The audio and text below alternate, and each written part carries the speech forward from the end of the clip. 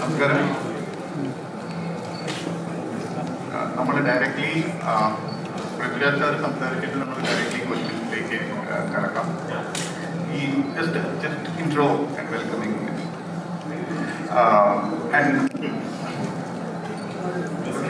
Okay ബ്ലഷേറ്റ് സംസാരിച്ചിട്ട് will get on to questions. ഈ സിനിമയെ കുറിച്ചിട്ടുള്ള ക്വസ്റ്റ്യൻസിലേക്ക് പ്ലീസ് റെസ്ട്രിക്ട് ആടുജീവിതത്തിനെ കുറിച്ച് മാത്രം സംസാരിച്ചാൽ നന്നായിരിക്കും. Thank you. നമസ്കാരം. ആടുജീവിതം എന്ന സിനിമയെ കുറിച്ച് ഉള്ള ടീമിൻ്റെ ഒരു ആദ്യത്തെ പ്രസ് മീറ്റാണ് എന്ന് വേണമെങ്കിൽ ഇത് പറയാം. കാരണം ഇതിൻ്റെ ഒരു ഒഫീഷ്യലി ഈ സിനിമയുമായിട്ട് നിങ്ങളുടെ മുന്നിലെത്തുന്ന ആദ്യ നിമിഷങ്ങളാണിത്. ഈ കാലം അത്രയും നിങ്ങളുടെ ഒരു വലിയ സപ്പോർട്ടോടുകൂടിയാണ് ഈ സിനിമ ബിൽഡ് ചെയ്തുകൊണ്ട് ഇരിക്കുന്നത്. ഇതിൻ്റെ പ്രദർശനത്തിലേക്ക് എത്താറാകുന്നു. മാർച്ച് 28-നാണ് ഇതിൻ്റെ റിലീസ് എന്നുള്ളത് എല്ലാവർക്കും അറിയാവുന്ന കാര്യമാണ്. അതുമായി ബന്ധപ്പെട്ടിട്ടുള്ള നിങ്ങളുടേതായിട്ടുള്ള ചോദ്യങ്ങൾ, ചിന്തകൾ ഒക്കെ ഷെയർ ചെയ്യുന്നതിനാണ് ഈ ടീം നിങ്ങളോടൊപ്പം ആയിരിക്കുന്നത്. ഇവിടെ സൂചിപ്പിച്ചതുപോലെ തന്നെ അത്തരത്തിലാവട്ടെ നിങ്ങളുടെ ഡിസ്കഷൻസ് കരുതുകയാണ്. എല്ലാവരെയും ഒരിക്കൽ കൂടി ഞാൻ ഹാർദവമായി സ്വാഗതം ചെയ്യും. Thank you.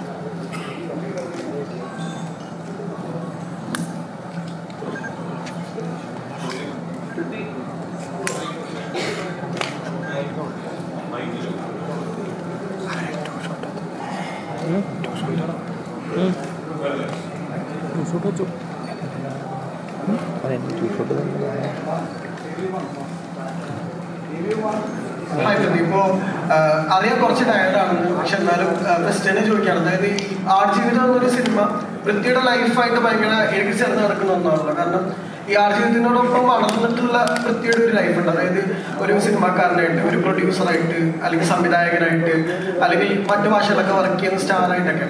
ശരിക്കും ആടുജീവിതം മുന്നോട്ടുള്ള സിനിമാ കരിയറിന് തന്നിട്ടുള്ള ഒരു ക്ലാരിറ്റി എന്താണ്? നമസ്കാരം. ഇവിടെ നിന്ന് എത്തിച്ചേർന്ന എല്ലാ മാധ്യമ സുഹൃത്തുക്കൾക്കും ഒരുപാട് നന്ദി.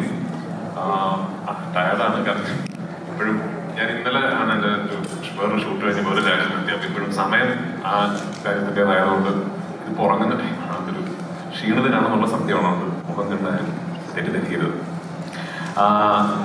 ചോദ്യം ശരിയാണ്. പക്ഷെ എനിക്ക് അതിനു മുമ്പ് പറയാനുള്ളത്, എനിക്കിതൊരു ഒരു സെറിയൽ എക്സ്പീരിയൻസ് ആണ്. കഴിഞ്ഞൊരു 10 കൊല്ലത്തിനിടയിൽ ഞാൻ പ്രത്യേകിച്ച് കേരളത്തിൽ എപ്പോഴൊക്കെ ഒരു പ്രസ് മീറ്റ് ഇരുന്നിട്ടുണ്ടോ, എൻ്റെ മറ്റ് സിനിമകളുടെ പ്രൊമോഷൻസിന്റെ ഭാഗമായിട്ട് കഴിഞ്ഞ 10 കൊല്ലങ്ങൾക്കിടയിൽ എപ്പോഴൊക്കെ ഒരു പ്രസ് മീറ്റ് ഇരുന്നിട്ടുണ്ടോ, ഒരു ചോദ്യമെങ്കിലും ആടുജീവിതത്തിനെ കുറിച്ച് എന്നോട് ചോദിച്ചിട്ടുണ്ട്. ഒരിക്കലെങ്കിലും ആടുജീവിതത്തിനെ കുറിച്ച് എനിക്ക് സംസാരിക്കേണ്ടി വന്നിട്ടുണ്ട്. ഒടുവിൽ ആടുജീവിതത്തിന്റെ പ്രസ് മീറ്റ് ഇരിക്കുന്നു എന്ന് പറയുമ്പോൾ എനിക്കതൊരു ഭയങ്കര സറിയൽ എക്സ്പീരിയൻസ് ആണ്.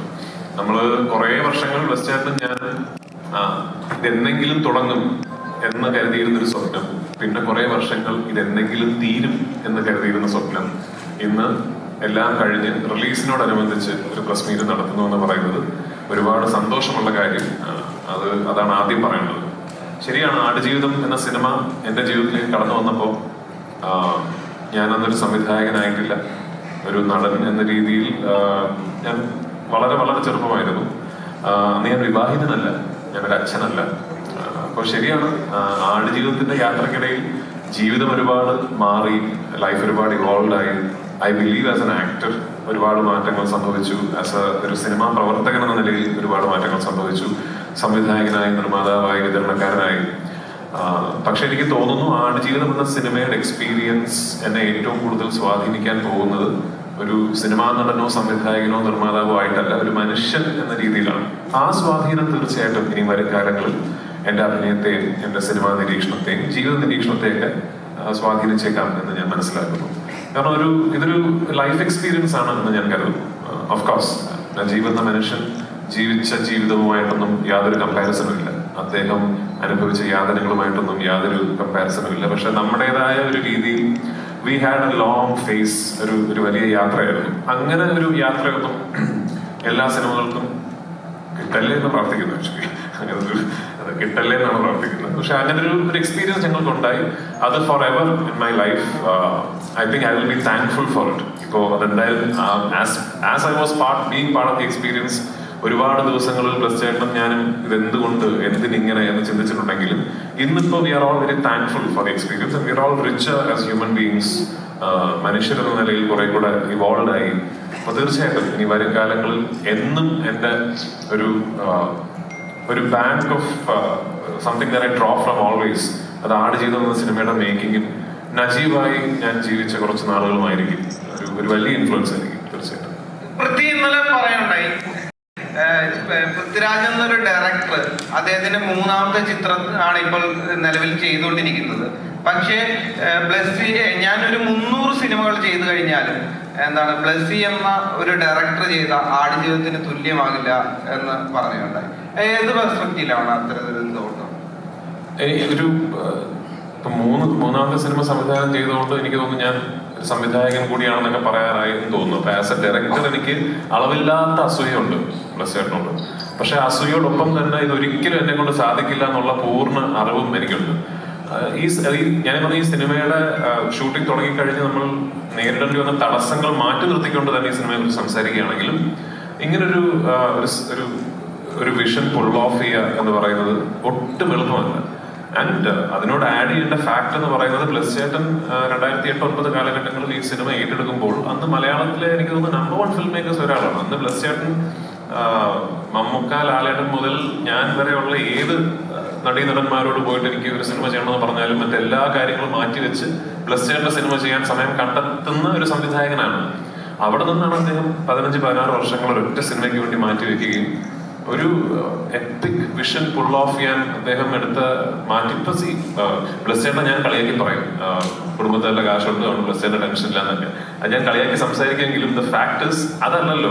ഒരു ഫിലിം മേക്കറെ സംബന്ധിച്ചിടത്തോളം നമുക്ക് സിനിമകൾ ചെയ്യുക, നമ്മുടെ കൂടുതൽ കഥകൾ പറയാൻ സാധിക്കുക എന്ന് പറയുന്നത് തന്നെയാണ് ആത്യന്തികമായിട്ട് നമ്മുടെ ഏറ്റവും വലിയ ത്വര.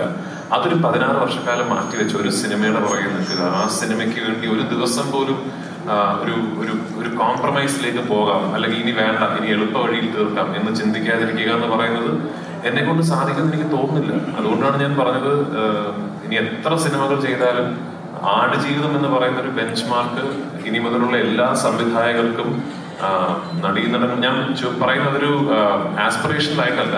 ഒരു സംവിധായകൻ ഒരു സിനിമയ്ക്ക് വേണ്ടി, അദ്ദേഹത്തിന്റെ സിനിമയ്ക്ക് വേണ്ടി, അല്ലെങ്കിൽ what A film maker can do for his own vision എന്നതിന്റെ ഒരു അൾട്ടിമേറ്റ് ബെഞ്ച് മാർക്കായിട്ടാണ് ഞാൻ അതിനെ കാണുന്നത്. ഇതിനപ്പുറത്തേക്കൊന്നും ഒരു ഫിൽം മേക്കറിന് തന്റെ ഒരു സിനിമയോട് ഒരു അർപ്പണബോധം ഒന്നും കാണിക്കാൻ പറ്റുമെന്ന് എനിക്ക് തോന്നുന്നില്ല. റഹ്മാൻ സർ, ഇപ്പം വെള്ളം തന്നെ ഏറ്റവും മോസ്റ്റ്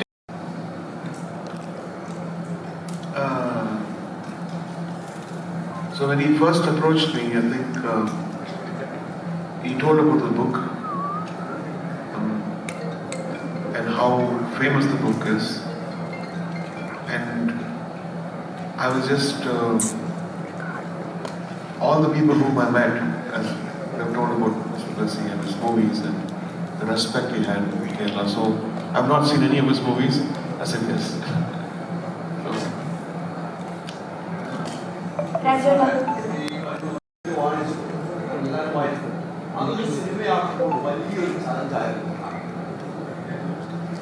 തീർച്ചയായിട്ടും കേരളത്തിൽ ഏറ്റവും അധികം വായിക്കപ്പെട്ട ഒരു കഥ, നോവൽ, അത് ഞാൻ സിനിമയായി കാണുന്നത് പോലെ തന്നെ ഇത് വായിച്ചിട്ടുള്ളവരൊക്കെ അവരുടെ മനസ്സിൽ ഒരു വിഷൻ കോറിയിട്ടിരിക്കുന്നു എന്നുള്ള വെല്ലുവിളിയാണ് ആദ്യം ഒരു എഴുത്തുകാരൻ എന്നുള്ള രീതിയിൽ ഇതിനെ സമീപിക്കുന്നുണ്ടാകുന്നത്. എനിക്ക് തോന്നുന്നു അതൊരു വലിയൊരു ചാപ്റ്ററാണ്. അതിനെക്കുറിച്ച് സംസാരിക്കട്ടെ, എങ്ങനെയാണ് ഒരു നോവൽ തിരക്കഥയാകുന്നു എന്നുള്ളത് തന്നെ. കാരണം 43 അധ്യായങ്ങളിലായിട്ട് ഒരു 3.5 വർഷക്കാലത്തെ ജീവിതം പറഞ്ഞ് ഓരോ 43 അധ്യായങ്ങളിലായി പറഞ്ഞ ഒരു നോവൽ ഒരു സിനിമയാക്കണമെങ്കിൽ ഒരു 9-10 മണിക്കൂറുകൾ വേണ്ടി വരുന്നതാണ്.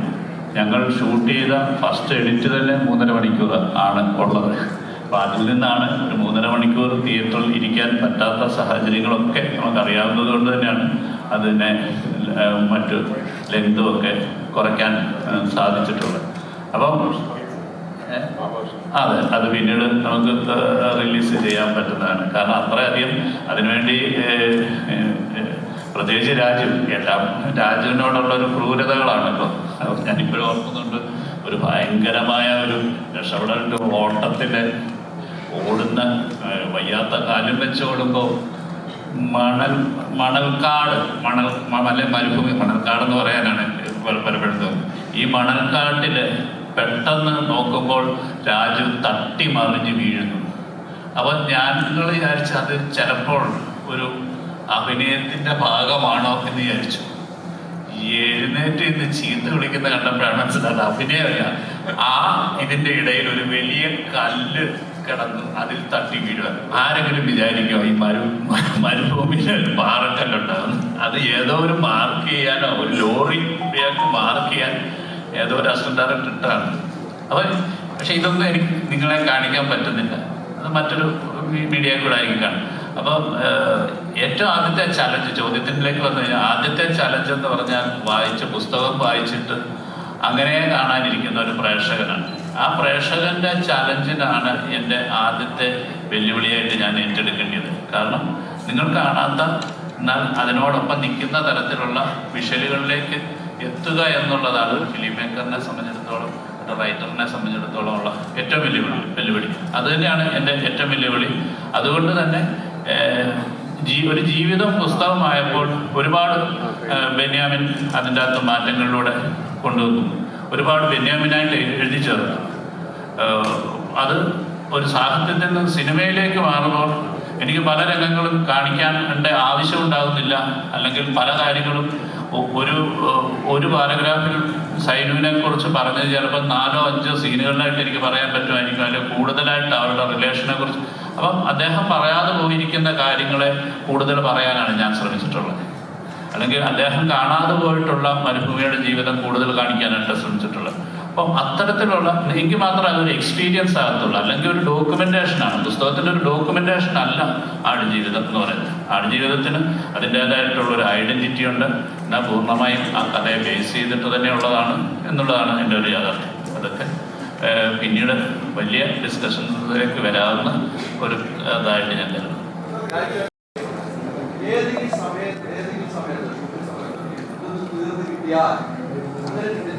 ഉണ്ടാവില്ല, ഇത് തീർന്നു കിട്ടിയാൽ എന്നുള്ള ചിന്ത. ഇന്നലെ പറഞ്ഞ മറ്റൊരു പോയിന്റ്, എൻ്റെ വൈഫും കളിയാക്കിയാണെങ്കിലും എൻ്റെ വൈഫും മോളും വരെ പ്ലസ്താനെ കുറിച്ച് പറഞ്ഞാൽ അങ്ങനെ ഒരു ചിന്താഗതി ഏതെങ്കിലും മുഹൂർത്തത്തിൽ ഉണ്ടായിരുന്നു? എന്നും ഉണ്ടായിട്ടുണ്ട്. കാരണം ഞങ്ങൾ ഈ സിനിമ ഷൂട്ടിംഗ് തുടങ്ങുമ്പോൾ ആഗ്രഹിച്ചിരുന്ന ഈ സിനിമ ഷൂട്ടിംഗ് തുടങ്ങുമ്പോൾ എങ്ങനെ ഷൂട്ട് ചെയ്ത് തീർക്കണമെന്ന് പ്ലസ്റ്റാറിന് കൃത്യമായ ഒരു പ്ലാൻ ഉണ്ടായിരുന്നു. ആ പ്ലാൻ ആക്ച്വലി വലിയ കുഴപ്പങ്ങളൊന്നും ഇല്ലാത്തൊരു പ്ലാൻ ആയിരുന്നു. ഓഫ്കോഴ്സ് ഇടയിലുള്ളൊരു അന്ന് 8 മാസം 8 മാസത്തെ ഗ്യാപ്പ് ഇടയിലുണ്ടായിരുന്നു എനിക്ക് തടി കുറയ്ക്കാൻ വേണ്ടി. ആ 8 മാസത്തെ ഗ്യാപ്പ് അല്ലാതെ വേറെ അങ്ങനെ പ്രത്യേകിച്ച് എല്ലാം വളരെ പെർഫെക്റ്റ്ലി പ്ലാൻഡ് ആയിട്ടുള്ള ഒരു ഷെഡ്യൂൾ പ്ലാനിങ് ഒക്കെ ഈ സിനിമയ്ക്ക് ഉണ്ടായിരുന്നു. പിന്നെ ഓഫ്കോഴ്സ് അറിയാലോ, ഈ പാൻഡമിക് വന്നിട്ട് ഭയങ്കരമായി നമ്മുടെ പ്ലാനുകൾ മാറി. ആ സമയത്ത് ഞങ്ങൾ എപ്പോഴും ആഗ്രഹിച്ചിരുന്നു, ഈശ്വര ഓരോ പ്രാവശ്യം ഷൂട്ട് തുടങ്ങുമ്പോഴും ഇനിയൊരു തടസ്സം ഉണ്ടാകല്ലേ, ഇതിങ്ങനെ തീർന്നു കിട്ടണേ എന്ന് എപ്പോഴും ആഗ്രഹിച്ചിരുന്നു. പക്ഷേ എനിക്ക് very proud of the fact, ഭയങ്കര അഭിമാനമുള്ള കാര്യം, നമ്മൾ അത്ര ഡെസ്പറേറ്റ് ആയിട്ട് എങ്ങനെയെങ്കിലും തീരണേ എന്ന് പറഞ്ഞ് ഷൂട്ട് ചെയ്യുമ്പോൾ പോലും ഒരു ഷോട്ട് എടുത്ത ദിവസങ്ങളുണ്ട്. ഒരൊറ്റ ഷോട്ട് പറയുന്നില്ല, ഒറ്റ ഷോട്ട് എടുത്ത ദിവസങ്ങളുണ്ട്. അത് പ്ലസ്ചേട്ടനും സുനിലും പോയി ക്യാമറ സെറ്റ് ചെയ്ത് മരുഭൂമിയിൽ ഒരു പെർട്ടിക്കുലർ ലൈറ്റ് കണ്ടീഷൻ വരാൻ വേണ്ടി വെയിറ്റ് ചെയ്ത് ഞാൻ മാർക്കിട്ട പൊസിഷനിൽ ചെന്നിരുന്ന് മണിക്കൂറുകളോളം വെയിറ്റ് ചെയ്ത് ഒരു ഷോട്ട് എടുത്തിട്ട് ഇനി ലൈറ്റ് പോയി പാക്കപ്പ് ചെയ്യണം എന്ന് പറഞ്ഞ ദിവസങ്ങൾ ഇത്രയും പ്രശ്നങ്ങൾക്കിടയിലും ഉണ്ടായിട്ടുണ്ട്. അതാണ് ഞാൻ നേരത്തെ പറഞ്ഞത്, അങ്ങനെ ഒരു സിനിമയിൽ നിന്ന് ഒരു സംവിധായകന് പിന്നെ ഒരു ചെറിയൊരു ഇന്നലെ ഞാൻ വരുന്ന വഴിക്ക് സംസാരിച്ച കാര്യം, ഇപ്പൊ ഈ ട്രെയിലർ കണ്ടപ്പോ എല്ലാവരും വളരെ എടുത്തു പറയുന്ന ഒരു ഷോട്ട് ഉണ്ടല്ലോ, ഒരു ഒട്ടകത്തിന്റെ കണ്ണിൽ എന്റെ റിഫ്ലക്ഷൻ ഒരു മാക്രോ ലെൻസിട്ട് ഷൂട്ട് ചെയ്ത ഒരു ഷോട്ട്. സുനിലുണ്ട് ഇവിടെ ക്യാമറമാൻ? ഇല്ല, ഓക്കെ. അത് ഒരു സീനിൽ അപ്പൊ പുസ്തകം അറിയാവുന്ന ആൾക്കാരായതുകൊണ്ട് സീനൊക്കെ അപ്പൊ ഞാൻ ഈ മൃഗങ്ങളോട് യാത്ര പറയുന്ന ഒരു സീനുണ്ട്. അപ്പൊ ആ സീൻ ഷൂട്ട് ചെയ്തപ്പോ ഞാൻ ഒട്ടകങ്ങൾക്ക് ഭക്ഷണം ഇട്ട് കൊടുത്തിട്ട് അപ്പൊ ആ സമയത്ത് ഒട്ടകങ്ങളൊക്കെ നമ്മൾ ഹലോ എന്നുള്ള അത്രയും നാളായല്ലോ. അപ്പൊ നമുക്ക് എല്ലാവർക്കും ഭയങ്കര ഇഷ്ടമുള്ളൊരു ഒരു ഒട്ടകമുണ്ട്, കാണാൻ ഭംഗിയുള്ള ഒരു കക്ഷി. അപ്പൊ പുള്ളിക്കാരനെയാണ് നമ്മൾ ഈ ഷോട്ട് വിളിച്ച് നിർത്തിയിരിക്കുന്നത്. അപ്പോ അങ്ങനെ ഭക്ഷണം ഇട്ട് കൊടുത്തിട്ട് ഞാൻ പോവാണ് എന്ന് പറയാണ്. ഭക്ഷണം ഇട്ട് കൊടുത്തിട്ട് ഞാൻ പോവാടാ, ഇനി ഞാൻ വരില്ല, തിരിച്ചു വരില്ല എന്ന് പറഞ്ഞപ്പോ എന്റെ ഷോട്ട് എടുക്കുകയാണ് ഒട്ടകത്തിന്റെ സജഷന്. ഒട്ടകം കഴിച്ചുകൊണ്ടിരുന്ന ഒട്ടകം പെട്ടെന്ന് എണീറ്റ് എന്നെ നോക്കിയപ്പോ നമ്മൾ അതിന് ഷോട്ട് ഉടനെ ഇദ്ദേഹമാണല്ലോ, അത് കൊള്ളാം, ഇനി ഒട്ടകത്തിന്റെ റിയാക്ഷൻ എടുക്കാന്ന് പറഞ്ഞു. ഞാൻ തമാശ പറയാൻ ശരിക്കും ഒട്ടകത്തിന്റെ റിയാക്ഷൻ ഇത് എവിടെ ഇപ്പുറത്തെ ക്യാമറയിൽ വെച്ചിട്ട് എനിക്ക് ഓർമ്മയുണ്ട്. ഒരു ദിവസം വൈകുന്നേരം ഒരു 4-4:30 മണിക്കാണ് എന്റെ ഷോട്ട് എടുത്തത്. അപ്പൊ അതേ സമയത്ത് വേണമല്ലോ ഒട്ടകത്തിന്റെയും ഷോട്ട് എടുക്കാൻ, അല്ലെ ലൈറ്റ് വേറെ ആയിരിക്കും എന്ന് പറഞ്ഞ് എത്രയോ ദിവസങ്ങൾ നമ്മളൊരു 3:30 മണിയാകുമ്പോൾ ഷൂട്ട് നിർത്തിയിട്ട് ക്യാമറയായിട്ട് പോയിട്ട് ഒട്ടകത്തിന്റെ ഷോട്ട് എടുക്കാൻ പറ്റും. എനിക്ക് തോന്നുന്നൊരു 7-8 ദിവസങ്ങൾ കഴിഞ്ഞിട്ടാണ് നിങ്ങളിപ്പം കാണുന്ന കണ്ണിലെ റിഫ്ലക്ഷൻ ഷോട്ട് കിട്ടിയിരിക്കുന്നത്. അപ്പൊ അങ്ങനെ ഈ സിനിമ ചിത്രീകരിക്കാൻ സാധിച്ചു എന്ന് പറയുന്നത് എനിക്കൊരു വലിയ ഭാഗ്യവും അഭിമാനവും ഉള്ള കാര്യമായിട്ട് ഞാൻ കരുതുന്നു. അപ്പൊ അത് തീർച്ചയായിട്ടും അത് ഒരു ദിവസമല്ല, ഒരുപാട് ദിവസങ്ങൾ പ്ലസ് ചേട്ടനും ഞാനും വൈകുന്നേരങ്ങളും മരുഭൂമിയിലിരുന്ന് രാജു ഇതൊന്ന് തീരും എന്ന് സംസാരിച്ചിട്ടുണ്ട്.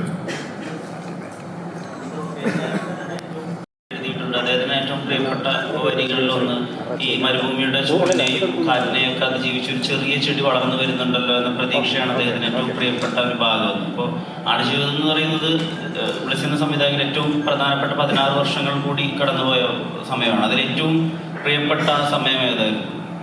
ആൻഡ് പൃഥ്വി ഈ നജീബൊക്കെ പ്രതീക്ഷിച്ചിരുന്ന പോലെ ഒരു ചെറിയ ചെടിയായിരുന്നു അദ്ദേഹത്തിന്റെ പ്രതീക്ഷ. അതുപോലെ പൃഥ്വിയുടെ പ്രതീക്ഷ എന്തായിരുന്നു?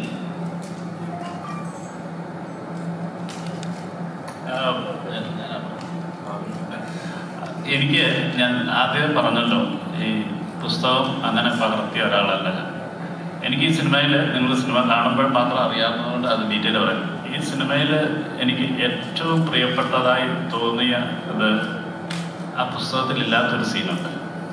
അതാണ് കാരണം ഞാൻ എന്നും വിചാരിച്ചിട്ടുണ്ട്, ഭൂമിയുടെ മുകളിൽ നിന്ന് നോക്കുമ്പോൾ നമ്മളും മൃഗങ്ങളും ഒക്കെ ഈശ്വരനെ സംബന്ധിച്ചിടത്തോളം ഈക്വലായിട്ട് തോന്നിയിട്ടുണ്ട്. അതെനിക്ക് ഒരുപാട് മുമ്പേ തോന്നി. അപ്പം അത്തരത്തിൽ മൃഗങ്ങൾ നമ്മളോട് എങ്ങനെയാണ് കമ്മ്യൂണിക്കേറ്റ് ചെയ്യുന്നതിൻ്റെ ഒരു വലിയ ഒരു ഉദാഹരണമായിട്ട് ഒരു കുഞ്ഞ് ആട്ടുകുട്ടി ഇദ്ദേഹവുമായിട്ട് അഭിനയിച്ചിട്ടുണ്ട്.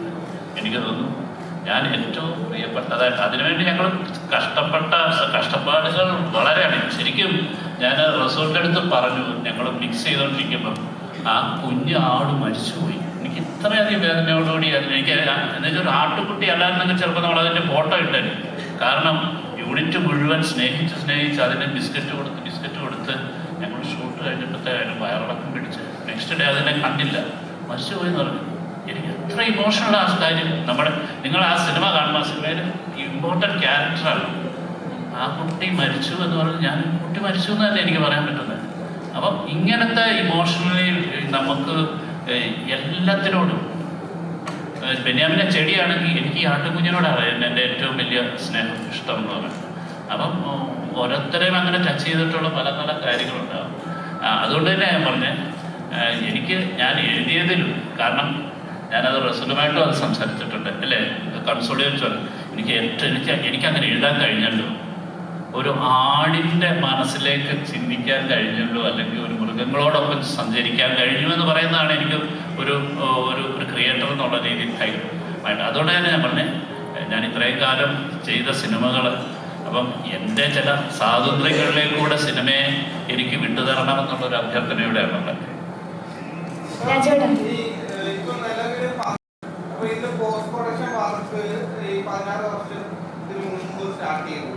ടെക്നോളജി എന്ന് പറയുന്നത് എപ്പോഴും മാറിക്കൊണ്ടിരിക്കും. ഇവിടെ അപ്ഡേറ്റഡ് ആയിട്ടുള്ള ക്യാമറാസ് ഒക്കെ മാറിക്കൊണ്ടിരിക്കുകയാണ്. അപ്പൊ ഒരു ക്രിയേറ്റർ എന്ന നിലയിൽ എങ്ങനെയാണ് ഇതിനെ മീറ്റ് ചെയ്തത്? അല്ല, നമുക്കത് ഫേസ് ചെയ്യുന്നുണ്ട്. LF ക്യാമറ വരുന്നതിന് മിനി LF വരുന്നതിന് മുമ്പാണ് നമ്മൾ ഫസ്റ്റ് ഷെഡ്യൂൾ ചെയ്തത് ആക്ച്വലി. പക്ഷെങ്കിൽ പിന്നീട് നമ്മൾ ഇതിൻ്റെ ഒരു ഘട്ടത്തിലേക്ക് എത്തിയപ്പോഴത്തേക്ക് മിനി LF-ലാണ് നമ്മൾ വൈഡ് സ്ക്രീനിലാണ്, അതാണ് നമ്മൾ ഷൂട്ട് ചെയ്തിട്ടുള്ളത്. ഞങ്ങൾ ഷെഡ്യൂൾ ചെയ്യുമ്പോൾ ഫുൾ ഫോമാറ്റ് ലെൻസസ് ഇല്ല. അപ്പൊ അന്ന് ഐമാക്സ് മാസ്റ്റർ ചെയ്യാൻ പറ്റില്ല എന്നുള്ളൊരു സാധനം ഉണ്ടായിരുന്നു. കാരണം ഐമാക്സ് ക്യാമറയിൽ തന്നെ ഷൂട്ട് ചെയ്യണം. അപ്പൊ അതിവിടെ ടെക്നോളജിക്കലി ചാലഞ്ചിങ് ആണ്. ഇന്നിപ്പോ നമുക്ക് ആക്ച്വലി സാധാരണ ക്യാമറയിൽ full format lenses full gate expose ചെയ്തിട്ട് ഐമാക്സിൽ മാസ്റ്റർ ചെയ്യാൻ പറ്റും. അൺഫോർച്ചുനേറ്റ്ലി ഞങ്ങൾ തുടങ്ങിയ സമയത്ത് ടെക്നോളജി ഇല്ല. ആ ചോദ്യം പ്രസക്തമാണ് ആക്ച്വലി. രാജേട്ടാ ഇവിടെ നമ്മുടെ ബോഡി ട്രാൻസ്ഫോർമേഷൻ എന്ന് പറയുമ്പം എന്തിൻ്റെ പേരിലാണെങ്കിലും കുറച്ചൊരു റിസ്കി ആയിട്ടുള്ള കാര്യമാണ്. അപ്പം ഇത്രയും കാലം ഒരു സിനിമയ്ക്ക് വേണ്ടിയിട്ട് ഒരു ബോഡി ട്രാൻസ്ഫോർമേഷൻ നടത്തുക എന്നുള്ളത് വലിയ കാര്യമാണ്. അതിനെ ആദ്യമേ അപ്രിസിയേഷൻ ചെയ്യുന്നു. നിലവിൽ ഒരു ട്രാൻസ്ഫോർമേഷൻ നടത്തി കഴിഞ്ഞാൽ പിന്നീട് അത് കുറച്ച് ലൈഫിനെ ബാധിക്കും, അല്ലെങ്കിൽ നമ്മുടെ ശരീരത്തെ ബാധിക്കുമെന്ന് നമ്മുടെ സിനിമയിലൂടെയാണെങ്കിൽ പോലും കണ്ടിട്ടുണ്ട്. അപ്പോൾ പിന്നീടുള്ള ലൈഫിനെ അത് എന്തെങ്കിലും തരത്തിൽ ബാധിച്ചിട്ടുണ്ട്? ഈ ട്രാൻസ്ഫോർമേഷൻ എന്തെങ്കിലും തരത്തിൽ ബാധിച്ചിട്ടുണ്ടോ? ഇപ്പൊ എനിക്ക് കൃത്യമായിട്ട് അറിയില്ല. ഇനി കുറച്ചുകൂടെ കഴിയുമ്പോഴായിരിക്കും ഇതിന്റെയൊക്കെ ഒരു എഫക്റ്റ് ഉണ്ടാകാതിരിക്കട്ടെ എന്ന് പ്രാർത്ഥിക്കുന്നു. പക്ഷെ അത് ഈ പറഞ്ഞ ശരിയാണ്. അങ്ങനെ ഒരു നമ്മൾ എത്ര തന്നെ കെയർഫുൾ ആയിട്ട്, ഇപ്പൊ ഞാനൊക്കെ ഇത് ചെയ്യുമ്പോൾ ഓഫ്കോഴ്സ് ഒരു ന്യൂട്രീഷനിസ്റ്റ് ഉണ്ട്, ഡോക്ടേഴ്സ് ഉണ്ട്, ഓൺ സെറ്റ് ഡോക്ടേഴ്സ് ഉണ്ട്, എനിക്ക് അജിത് എന്ന് പറഞ്ഞൊരു ട്രെയിനർ ഉണ്ട്. അവരെല്ലാവരും അവരവരുടെ മേഖലകളിലുള്ള എക്സ്പേർട്സിന്റെ സൂപ്പർവിഷനിലാണ് ഞാനിത് ചെയ്യുന്നത്. എന്നാലും സേഫസ്റ്റ് പോസിബിൾ വേയിൽ ചെയ്യാൻ എന്നുള്ളേ ഉള്ളൂ. അല്ല ഒരു മനുഷ്യന്റെ 1/3 ഓഫ് ദ ബോഡി വെയിറ്റ് കളയുക എന്ന് പറയുന്നത് ഇറ്റ്സ് നെവർ അങ്ങനെ ഒരു ഹെൽത്തി ആയിട്ടുള്ള കാര്യമല്ലല്ലോ. പക്ഷെ എനിക്ക് ഈ സിനിമ 2008-2009 കാലഘട്ടങ്ങളിൽ ഈ സിനിമ ചെയ്യുന്നു എന്ന് തീരുമാനിച്ചപ്പോൾ തന്നെ തിരിച്ചറിഞ്ഞ കാര്യമാണ് ഈ സിനിമയിൽ അഭിനയിക്കണമെങ്കിൽ ഇങ്ങനൊരു കാര്യം ചെയ്യേണ്ടതായിട്ടുണ്ട്. അപ്പൊ അതിന് ഞാൻ തയ്യാറായതുകൊണ്ടാണല്ലോ അന്ന് ആ സിനിമയ്ക്ക് ഓക്കെ ചെയ്യാം എന്ന് പറഞ്ഞത്. അല്ലെങ്കിൽ ഞാൻ ഈ സിനിമയോടും നജീബ് എന്ന വ്യക്തിയുടെ ജീവിതത്തിനോടും ചെയ്യേണ്ട ഏറ്റവും വലിയ ജസ്റ്റിസ് എന്ന് പറയുന്നത് അത് വേണ്ട, അങ്ങനെയൊക്കെ ചെയ്യാൻ പറ്റില്ല എന്ന് തോന്നുകയാണെങ്കിൽ സോറി, ഇത് മറ്റൊരു നടനെ ഏൽപ്പിക്കുക. കാരണം ഓഫ്കോഴ്സ് ഒരുപാട് നടന്മാർ ഇതിനു വേണ്ടി തയ്യാറായിട്ടുണ്ടാവും. അത് ആ വേഷം എനിക്ക് ചെയ്യാൻ പറ്റി എന്നുള്ളത് എന്റെ ഭാഗ്യം. I tried my best. എനിക്ക് ഒരു കാര്യം എനിക്ക് തോന്നുന്നു വളരെ സന്തോഷപൂർവ്വം അഭിമാനപൂർവ്വം പറയാൻ പറ്റുന്നത്, ഞാനൊരു 10% പോലും കുറച്ചുകൂടെ ട്രൈ ചെയ്യാമായിരുന്നു എന്നുള്ളൊരു കാര്യം എനിക്ക് ആടുജീവിതത്തിലില്ല കേട്ടോ. അത് എന്നെ കൊണ്ട് പറ്റുന്നതിന്റെ മാക്സിമം ആണത്.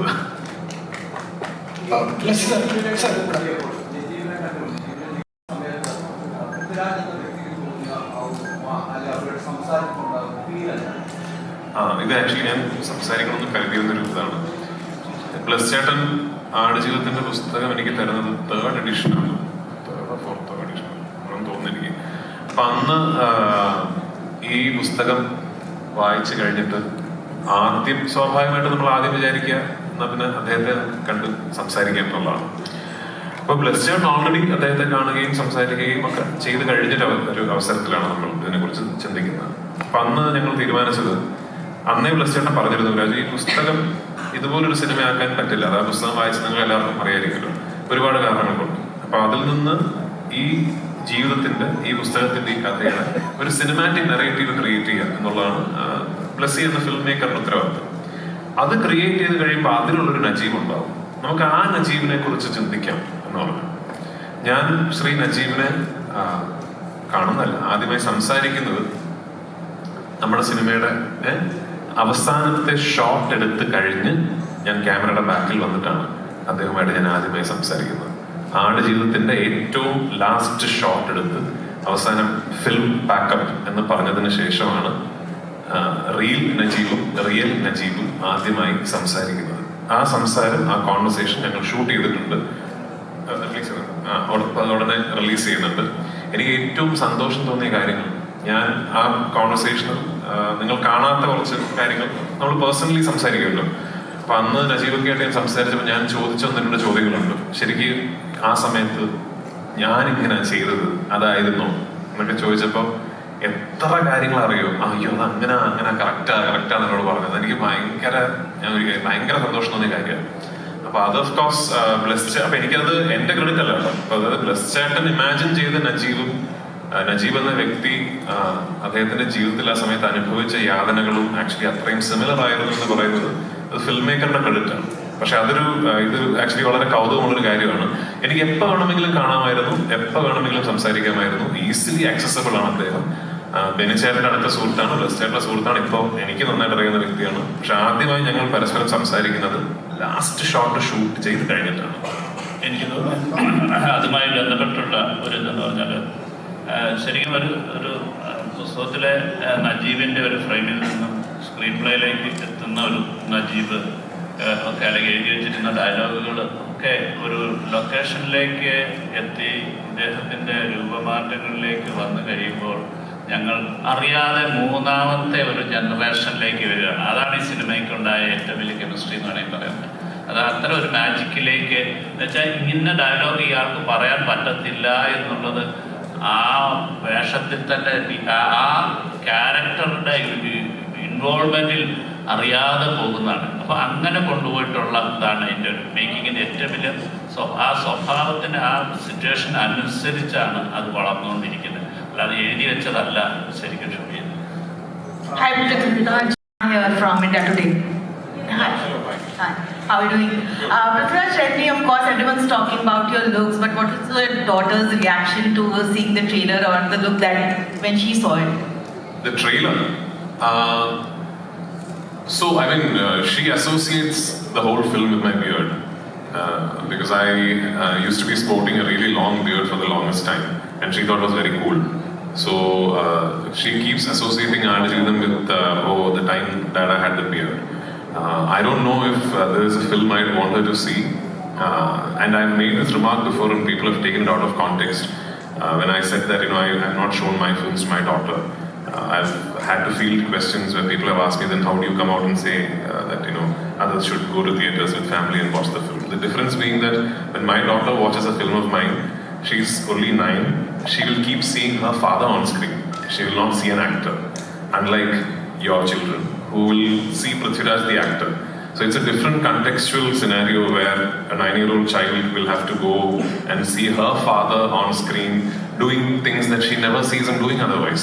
So for that reason, I have not shown her any of my films, but this is one film when at some point I will proudly show her. And if at one point my daughter turns around and asks me, were you an actor? What does being an actor mean? I think the first film I'll show her is Aadjividam. Also, because it's a survival drama, tell me 3 things that you cannot survive without. My daughter, my wife, and cinema. There's also a lot of talks about Badi Miyan Choti Miyan. Anything you want to say, because that also has a very different look and a personality for you. I'll meet you in Bombay and we will speak in detail. Great. Also, I wanted to speak to Jimmy and of course Talib, and of course tell me, how was it? Well, it was my first experience with an Indian production, and of course before I came here I did a little bit of research as well, as far as who was the director really, who was the actor, and who else was coming on board. I knew of A.R. Rahman because I live in Los Angeles, so I was in LA when Slumdog Millionaire won, so I know all about that. But I was baffled by the casting crew when I got to Algeria for the first time. I mean, I lay in the desert and it was just full of people, and I think here you probably have 3 people for the job of 1 in some of the any production that I know of. So that was a big difference for me. But besides that, I mean, the level of professionalism was up there. Blessy, the director, is such a perfectionist. Everything has to be just on the dot, and that was very interesting to witness. And he got all the necessary tools and people to get to what he wanted to do, and such a impactful and deep story that I think needed that. And as far as the collaboration with some of the other actors, including Raj here, with whom I probably spent every day doing all kind of things, going through the desert, having to carry him. He killed me because he's not a small dude. and at time I just had to carry him on my back and walk and run. So that was quite painful, but very enjoyable at the end. So looking forward to see the movie on the big screen.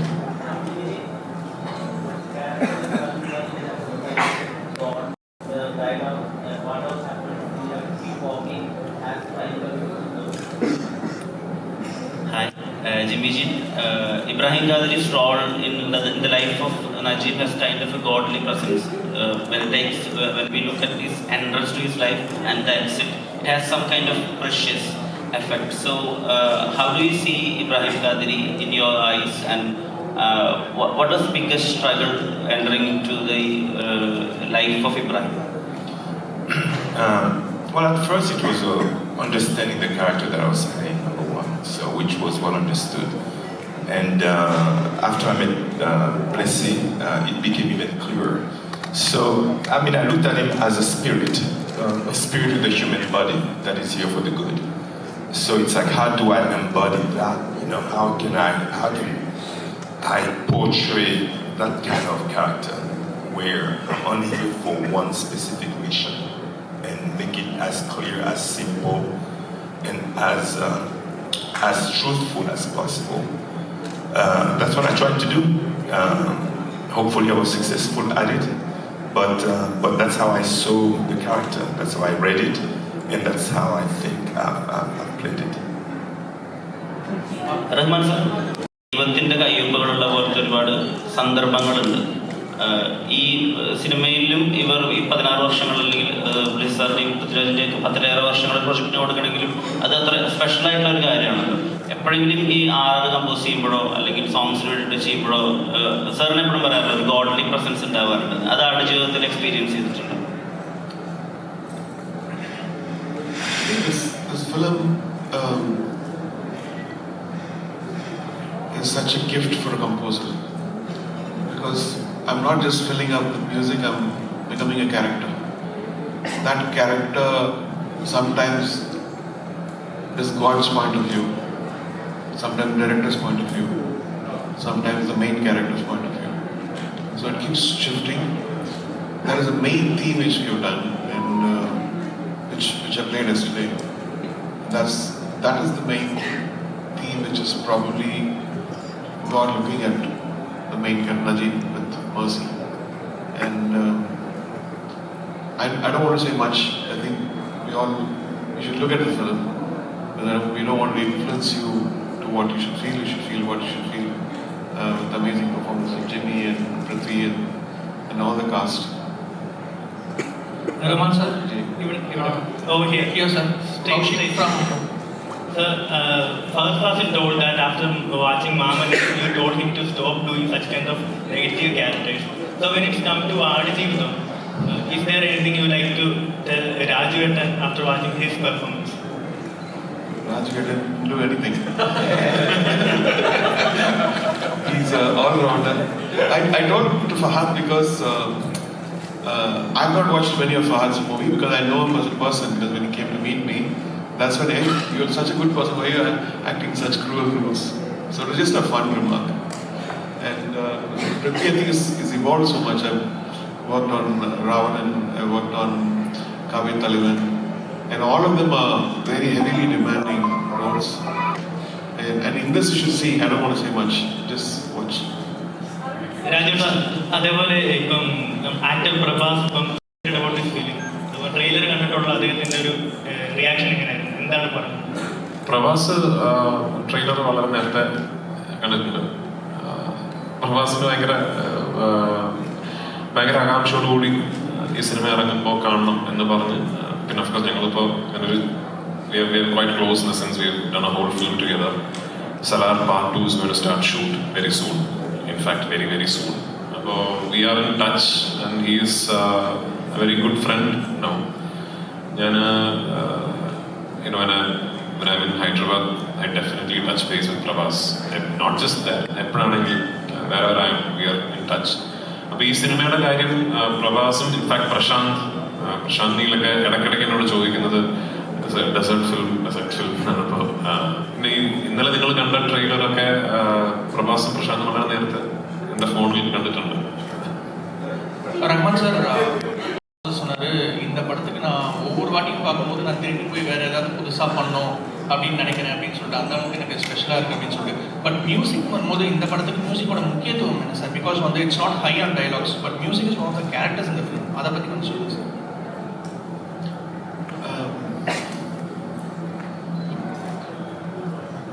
இந்த படத்தை மியூசிக்காலும் எடுக்கலாம். Because music தப்பாக போட்டோம்னா I think எழுத்து படம் மாதிரி. So if somebody is having an emotion on screen, the characters have an emotion, and constantly have to check whether I'm over preempting the emotion or adding too much to what he's doing or countering it. Countering it is what I wanted to try in this one. If somebody is crying, I should not be crying too. There'll be too much. So I should be almost like a hugging, embrace, mother-like character. Sometimes, as I said, it's a more divine character. And actually I scored this 3 times. I scored it and they took it for festival showing it. Then I saw it, I didn't like it. Then I changed many portions. And I also evolved with the, initially it was, I know how to do it. And then I said, no, I did it all wrong. So I went back to him and said, please take it away, I'm going to do it again. So I think the score, past 3-4 months has evolved so much. And some other place I had to fight him, said, please don't put that music, I'm going to change that. He said, no, I like the previous one, no, please, trust me. So what we have now is what I think we all kind of like. Let us know. റസൂൽ sir നമസ്കാരം. മലയാള സിനിമയിൽ ഒരുപാട് കാത്തിരുന്ന് ഒരുപാട് expect ചെയ്യുന്ന ഒരു സിനിമയാണ് ആടുജീവിതം എന്ന് പറഞ്ഞത്. അപ്പം ഒരുപാട് ലെജൻഡ്സ് ഒരുമിക്കുന്ന ഒരു സിനിമ കൂടിയാണ്. എനിക്കത് ഏറ്റവും കൂടുതൽ മലയാളം എക്സ്പെക്ട് ചെയ്യുന്നത് മലയാളത്തിലേക്ക് ഒരു ഓസ്കാർ പ്രതീക്ഷിക്കുന്ന ഒരു പടമാണ് ആടുജീവിതം. സാറിന്റെ ഒരു എക്സ്പീരിയൻസിൽ എങ്ങനെ ഉണ്ടായിരുന്നു? I don't know how Oscar has become a standard in this. I would say, see, I'll tell you, Oscar just happened a few hours ago. 15 years ago, when we won the Oscar, in one of this press meet like this, when me and Rahman was there, one of the press asked, "You guys got an Oscar, so what's the big deal about it?" I remember AR saying that next 10 years going to be Indian cinema's golden period. 15 years today, just look back what happened to Indian cinema. Malayalam, Tamil, Marathi, Assamese film, Gujarati films. Every stream of filmmaking in this country has evolved, has gone leap and bound. And today, we're sitting here, we're talking about a regional film which were considered to be very minuscule in the whole gamut of Indian cinema. We're saying that is Oscar worthy. I'm not saying it, you guys are saying it. So that's how it has evolved. That is how we have come so far in the last 15 years. I think that is tremendous. The youngsters who came in and changed the entire game in the last 10 years of Malayalam cinema and other regional cinemas. That's the most beautiful thing. And I think Adujeevitham is in the pinnacle of that. Sorry to cut in. I think the respect which each industry is giving and getting. People in Pakistan are talking about Malayalam movies. And when did we see the South Indian heroes transcending to North India? It was never allowed. It's so easy now, and it's because of the talent and what they're doing. Right? So it was always there. If you look at the history of Indian cinema, like Anil Kapoor, Jitendra, all these people started from the South, and South Indian films are very big in the 60s and 70s. And if you look at the biggest musical that has come in Indian cinema, it was always from the South. I mean, name South Indian actors. Yeah, true. So, I mean, Shivaji Ganesan was big, MGR was big, they all were there. But now looking at South Indian cinema and trying, okay, what are we doing wrong? Hindi cinema is thinking, there's something wrong about us. And I feel what is wrong about Indian cinema, Hindi cinema today is that they started making packages. Last 10 years, that's what they did. The middle class Indian is no more a subject of discussion in Hindi cinema in the last 10 years. Probably last Gajni is a film where we saw a middle class girl, So you've taken a fair share of people from your storytelling. They are obviously going to go against you. And if you look at regional cinema, regional literature, it is rooted. Regional cinema's writing is rooted in regional literature. So where the literature is strong, you have strong subjects and you have strong cinema. That's what I think is lacking in Hindi cinema right now. Time to look back. And writing is very strong in the cinema, and a lot of literature influence is making, film. Like one element of a film become a point of a journey. Manjumal Boys, for example. you take one element 30 years ago, you seen one song, and that is become a filmic idea. So those are the things that are happening. People are like flourishing. So it's so beautiful to be part of that movement, I would say. Hi, so hi sir. Namaste. Anil here. Here it is. Anil from Karnataka. So, you dedicated 6 years for Aadu Jeevitham. What made you to dedicate your 6 years for this film? Losing a weight and gaining a weight. Being a star, you'll be busy with other films also. Even though you managed with your date for Aadu Jeevitham, what made you to dedicate yourself for this? What made me dedicate 6 years was the pandemic. Even losing a weight and gaining that. The pandemic, actually. Okay. Although it was never meant to be 6 years. We were supposed to finish shooting in 2 years, which was a reasonable time frame for a film like this. I mean, you will need at least 2 years to do a film like this with an actor going through such a big transformation. And that plan was very set, and we were all very comfortable with it. But then the pandemic happened, and then we had to sort of change locations in the last minute. So we started in Kerala, then we went to Jordan, then we had to come back, then we restarted in Algeria, then came back to Jordan, then came back to Kerala. So all this put together just went on for a while. But having said that, now when I see the film, it's all worth it. I have absolutely no regrets. It's all worth it. What is my 6 years? There's a person sitting next to me who's given 16 years. So, what am I complaining about? You released in Malayalam, Salar, you released in Malayalam, and now Hombale releasing your film in Karnataka. How happy to associate with that? Yeah, I'm overjoyed. It's just that I think people tend to ask me this question very particularly because I've released a few Kannada films in Kerala, starting with KGF 2, then 777 Charlie. I also did Satyasagara and all of that. But I just think I am part of a much larger movement where industries are now working more closely with each other, and this is a dynamic relationship that I think should and will progress, and that is not just with Prithviraj Productions or me and Hombale. I think all over people are now thinking now, for example, Aadu Jeevitham is being released by Hombale in Karnataka, Red Giant in Tamil Nadu, Anil Tadhani in the north, Maitri in Andhra and Telangana. So these are all my friends. I have had, so with Anil Tadhani, with Maitri, with Hombale, all these people are people with who I have had discussions about how we should all be working together, and they have been saying the same thing to me for the past 5-6 years. I remember from about 2017-18 we've had these discussions, and now it's all coming into fruition. And it's a wonderful way to be doing cinema. It's a wonderful way for industries to be hand-holding each other and making sure that our content travels all over the country. And I think that is the way forward, not just for big-ticket films like Aadu Jeevitham, for all content. I think if we decide to work together, and if we decide that we all are going to make great content, and we all are going to work for each other to make sure that the content travels, I think it's wonderful days ahead for Indian cinema in general. Hi sir, Rickson. So we all know that you're an Arabic actor. So what was an exciting factor that you found in Malayalam film industry and other than the languages? Wow, that's a very big question. Thank you. But right on point. I think I've said this before.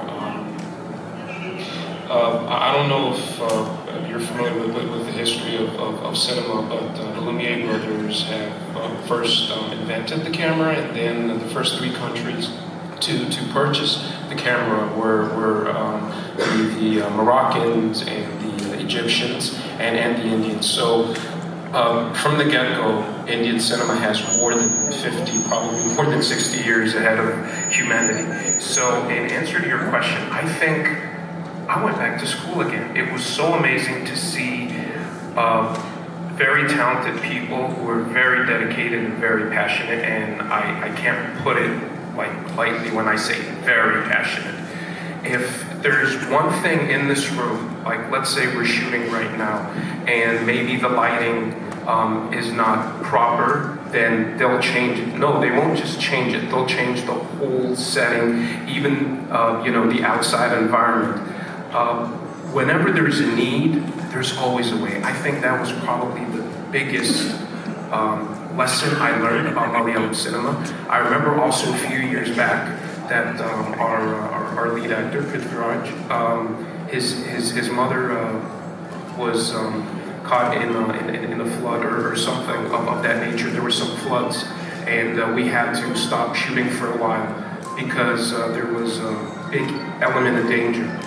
Had it been anyone else, right, they probably would have just said, okay, you know what, we're not going to do this. But no, through it all, through monsoon season, through the pandemic, through everything.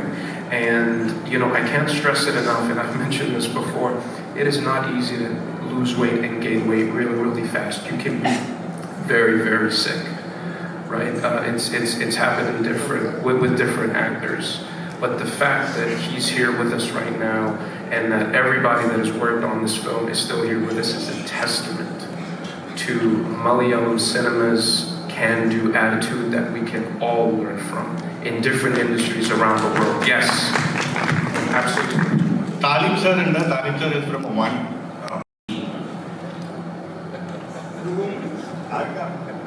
Assalamu alaikum all of you and very good morning. Actually, I was dreaming one day to act in India.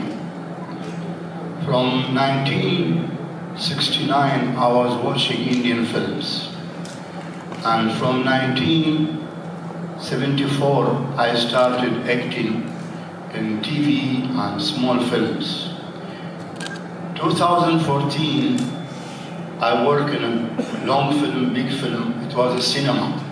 Before all the films it was a small cameras and seems like serials and these things. But the right time was 2014 when I worked with Dr. Khalid in a film in Oman called Al-Boom. Then again we work 2017, we did Zayana film. It is a film between Oman and India. It is shooted in Trivandrum.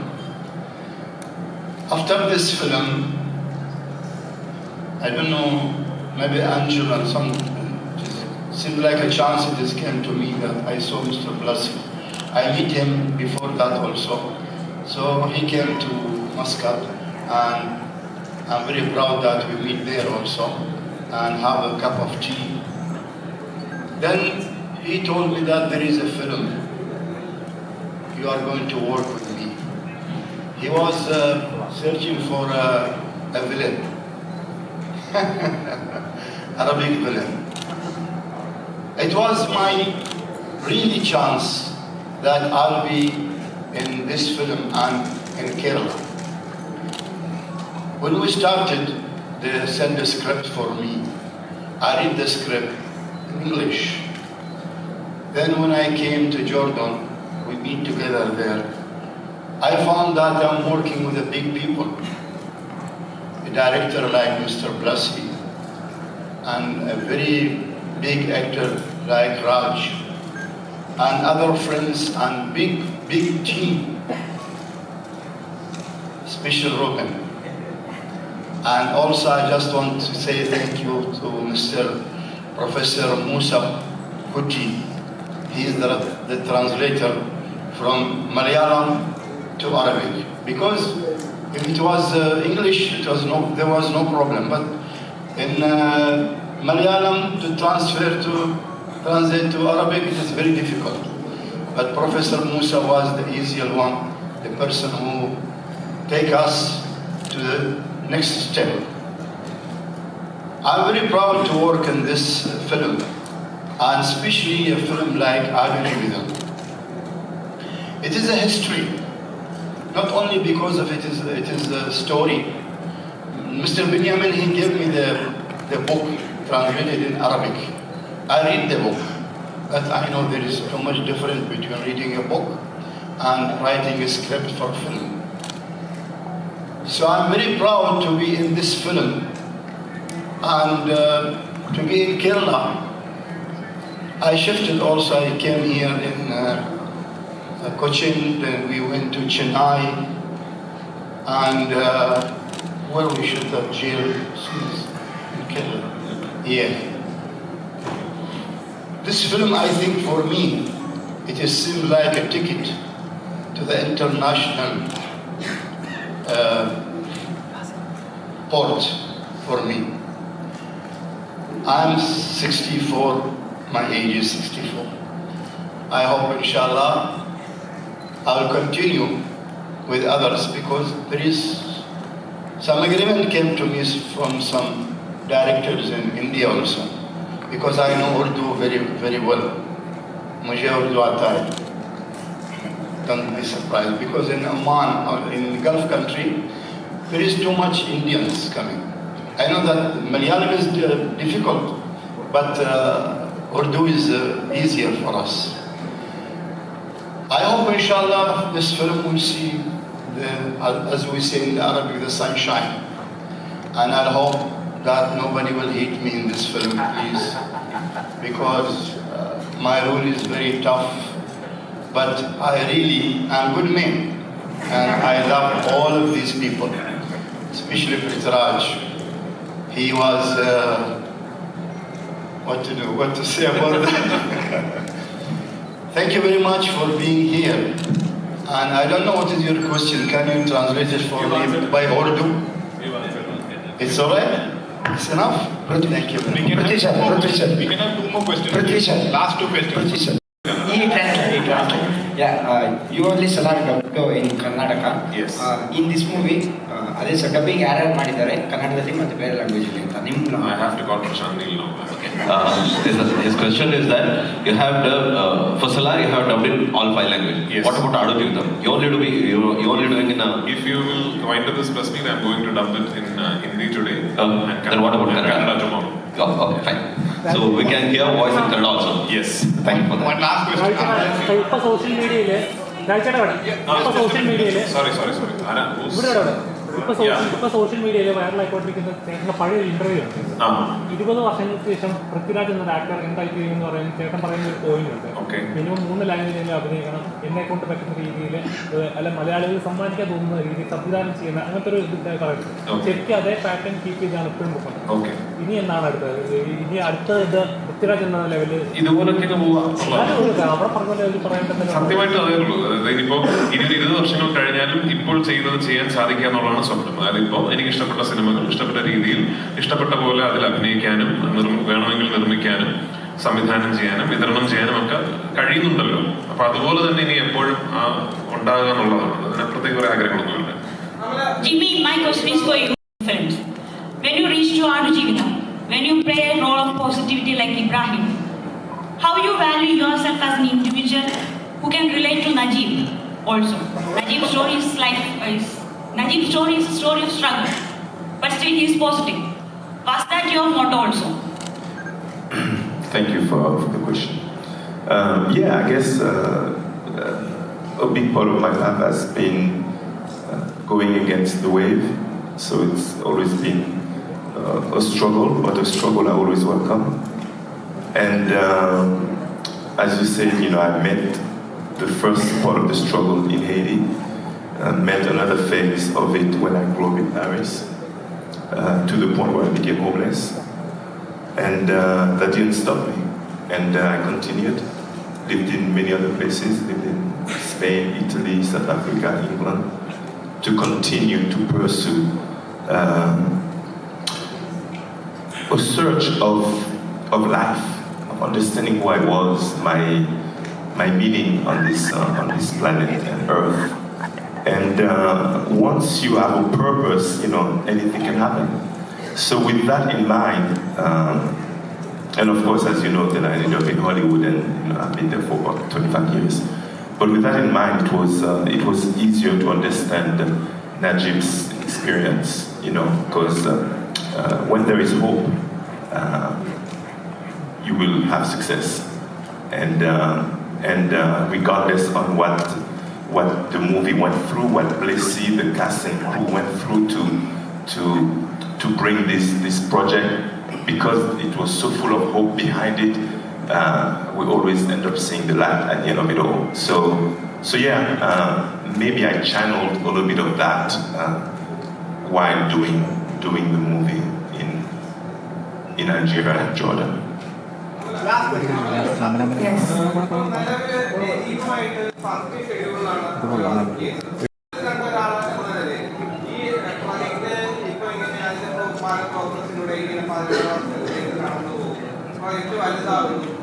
Of സ്ക്രീനില് ബ്ലെസ്സിംഗ് സാറിനും basically ഈ ട്രാൻസ്ഫോർമേഷന്റെ വേറൊരു പതിവ് കൊടുക്കുക. നമ്മൾ ഇന്നലെ തന്നെ കണ്ടു ബ്ലെസ്സിംഗ് സാർ ഒരു വേറെ രീതിയിലേക്ക് അദ്ദേഹത്തിന്റെ നാടിയും കാര്യങ്ങളൊക്കെ ഇങ്ങനെ മാറിക്കൊണ്ടിരിക്കുന്നു. ഒരു ട്രാൻസ്ഫോർമേഷൻ ഇതിന് പുറകിലാണ്.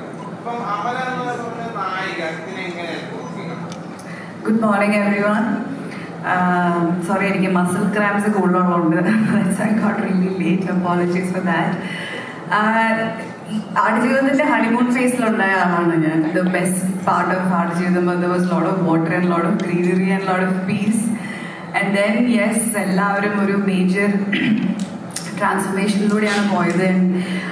ഇപ്പോൾ ഇവരെല്ലാം ഇരിക്കുന്ന പോലെ വളരെ പുഷ്ടിപ്പെട്ട് വളരെ ഹാപ്പി ആയിട്ടാണ് ഞാൻ ഇവരെ കേരള സ്കെഡ്യൂളിൽ കണ്ടത്. And then after that I was seeing like എല്ലാവരുടെയും very different in terms of physically, emotionally. ഞാൻ അത് കഴിഞ്ഞിട്ട് പ്ലസ് ചെയ്യാൻ കണ്ടപ്പം I remember he was looking very weak and very unhealthy, and അപ്പം അതിനെക്കുറിച്ച് സംസാരിക്കുകയുണ്ടായി.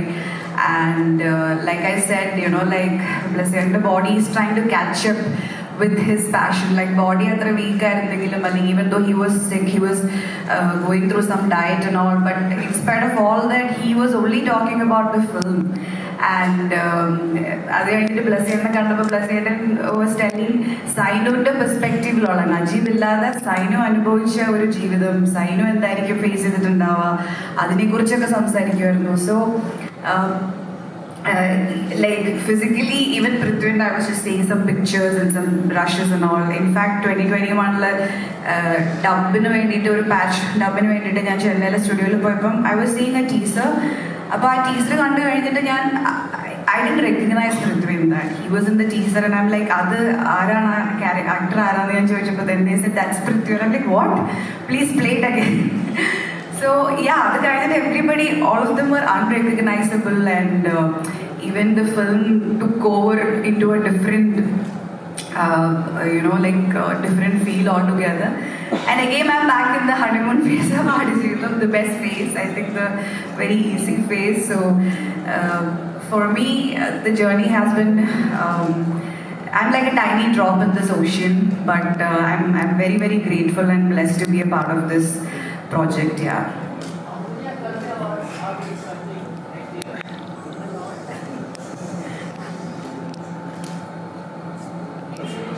What's the question? Yeah, I think beyond that, there's no award.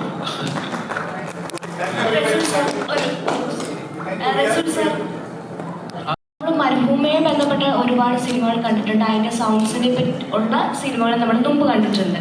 അപ്പം ആടുജീവിതത്തിലേക്ക് വരുമ്പം ഈ മരുഭൂമിയുടെ സൗണ്ടിനെ എങ്ങനെയായിട്ട് വ്യത്യസ്തമാക്കുന്നത് ആടുജീവിതത്തിൽ? Actually, there is something that I wanted to say, always wanted to say. ഞാനും ബ്ലസ്സിയുടെ film discuss ചെയ്യുമ്പോഴും ബ്ലസ്സി പറഞ്ഞത് സിനിമ തുടങ്ങുന്നത് കേരളത്തിലാണ്. ഒരുപാട് വെള്ളം, ഒരുപാട് പച്ചപ്പ്, ഒരുപാട് പ്രകൃതി. അവിടെ ഇയാൾ പോകുന്നത് ഒരു മരുഭൂമിയിലാണ് എത്തിപ്പെടുന്നത്. അവിടെ ഒന്നുമില്ല, കാറ്റ് മാത്രമേ ഉള്ളൂ, വരണ്ട ജീവിതം. അവിടെ അദ്ദേഹം കടന്നു പോകുന്ന ഇത് എത്രത്തോളം എനിക്ക് സൗണ്ടിൽ കൊണ്ടുവരാൻ കഴിഞ്ഞാൽ എനിക്കറിയത്തില്ല. പക്ഷേ if you look at the entirety of sound, AR knowingly or unknowingly he has brought it in. As ഈ cinema, first half of the film, if you look at the score, it is completely different film altogether. Look at the sound of it. And second half, if you look at it, it's you don't even believe that this man has changed the whole landscape with the score.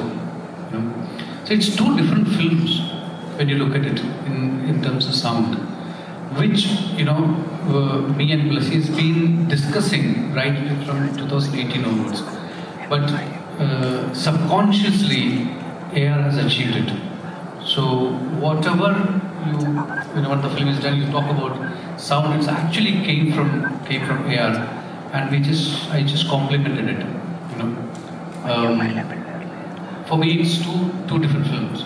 There is a pre-interval Aadu which has a completely different score, which has completely different orchestration, sound, very rooted, and it has completely different sound in the second half. It's a completely different film. You can just watch Aadu second half, and you can just transcend yourself. So it's very, very spiritual, very moving, very. It reminds me of a very old film called Sanjari, which is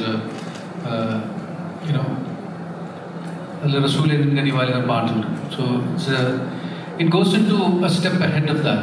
So for me, these two films, and he made it possible. And I'd say one of his best work. The Rahman that I heard when I was in the film school in 1992, I hear it in Arjun. ഇവിടെ എനിക്ക് പെട്ടെന്ന് തോന്നിയ ഒരു കാര്യം കൂടെ, ഈ സിനിമയുടെ ആദ്യത്തെ സീനുകൾ എഴുതുമ്പോൾ ഒരു പരന്ന മരുഭൂമി ആദ്യമായി കാണിക്കുമ്പോൾ ഞാനത് വരികളിൽ എഴുതി.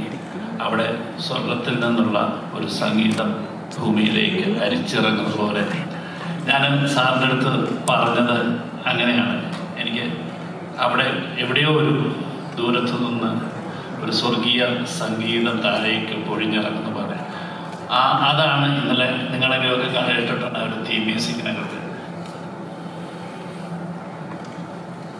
Thank you so much. Thank you so much. Before we wrap up, once again ഇവിടെ എത്തിച്ചേർന്ന എല്ലാ മാധ്യമ സുഹൃത്തുക്കൾക്കും ഒരുപാട് നന്ദി.